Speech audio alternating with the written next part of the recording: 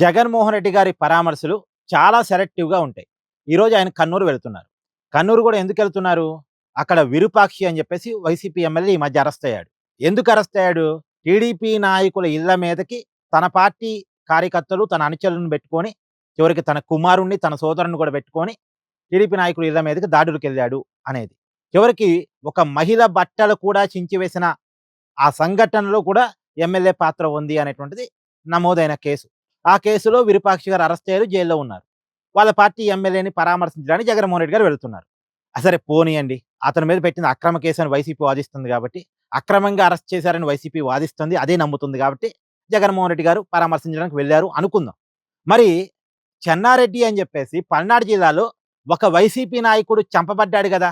YCP నాయకుడి చేతుల్లోనే చంపబడ్డాడు. ఆ ఫోన్ కాల్ గూడా వైరల్ అయిందిగా జగన్మోహన్ రెడ్డి గారు మాట్లాడుతున్న ఫోన్ కాల్ గూడా. మరి ఆ చెన్నారెడ్డిని పరామర్శించడానికి ఎందుకు జగన్మోహన్ రెడ్డి గారు వెళ్ళడు?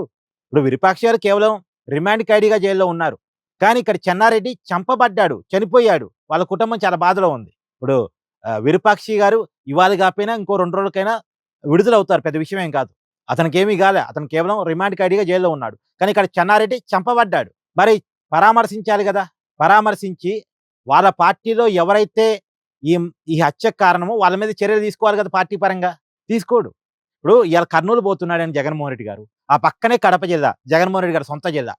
అక్కడ పెద్ద దస్తగిరి అని ఒక వైసీపీ నాయకుడు ఈ మధ్య కాలంలో చంపబడ్డాడు. ఎవరు చంపేశారు?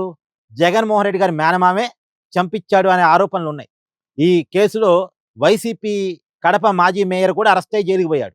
వాళ్ళకి వాళ్ళే చంపుకున్నారని. మరి వాళ్ళ పార్టీ నాయకుల చేత చంపబడితే, ఆ పెద్ద దస్తగిరి కుటుంబాన్ని పరామర్శించి ఎవరైతే చంపేశారో వాళ్ళని పార్టీ నుంచి సస్పెండ్ చేయాలిగా. మరి ఆ కుటుంబాన్ని జగన్మోహన్ రెడ్డి గారు ఎందుకు పరామర్శించాడు?